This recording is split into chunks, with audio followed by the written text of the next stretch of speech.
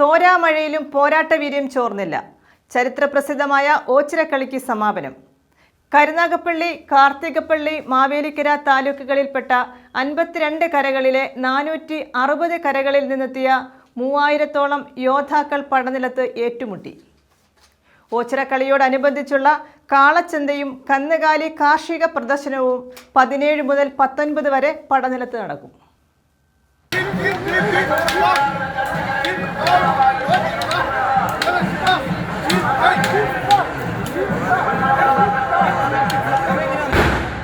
തോരാമഴയിലും ചോരാതെ പോരാട്ടവീര്യം.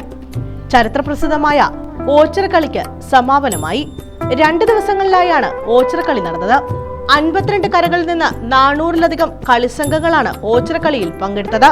1 മാസത്തെ വ്രതാനുഷ്ഠാനത്തോടെ പരബ്രഹ്മത്തെ ധ്യാനിച്ച് തന്റെ കളരിയിൽ നിന്നും കുട്ടികളെയും മുതിർന്നവരെയും ആയോധന മുറകൾ അഭ്യസിപ്പിച്ച് പടയ്ക്ക് പ്രാപ്തരാക്കിയാണ് ആശാന്മാർ ഓച്ചിറക്കളിക്കെത്തുന്നത്.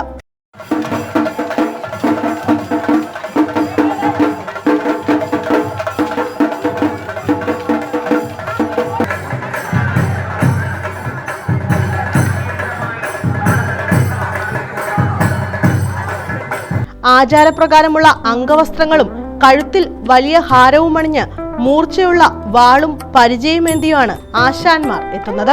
11 മണിയോടെ 2ാം ദിവസത്തെ ഓച്ചിറക്കളിക്ക് തുടക്കമായി. 52 കരകളിലെ 460 കളരികളിൽ നിന്നെത്തിയ 3000-ഓളം യോദ്ധാക്കളാണ് പടനിലത്ത് ഏറ്റുമുട്ടിയത്.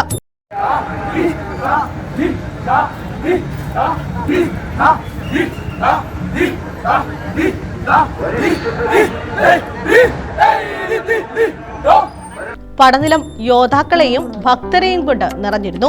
കളിയാശാന്മാരുടെ നേതൃത്വത്തിൽ പ്രത്യേക വേഷവിധാനങ്ങളോടെ തലപ്പാവ് ധരിച്ച യോദ്ധാക്കൾ ചെറുസംഘങ്ങളായി പടനിലത്തിന്റെ വിവിധ ഭാഗങ്ങളിൽ അണിനിരന്നു. ശംഖുനാദം മുഴങ്ങിയതോടെ പടത്തലവന്മാരുടെ നേതൃത്വത്തിൽ യോദ്ധാക്കൾ ക്ഷേത്രഭരണസമിതി ഓഫീസിന് മുന്നിൽ ഒത്തുകൂടി.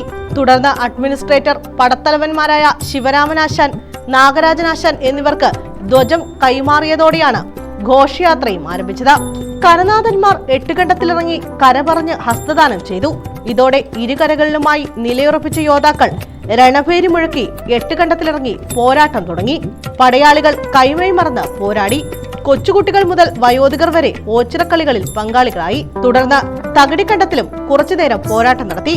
ശേഷം യോദ്ധാക്കൾ പരബ്രഹ്മത്തെ വണങ്ങി ക്ഷേത്രകുളത്തിൽ സ്നാനം ചെയ്ത് അടുത്ത വർഷം വീണ്ടും കാണാമെന്ന ഉറപ്പിലാണ് കളരികളിലേക്ക് മടങ്ങിയത്.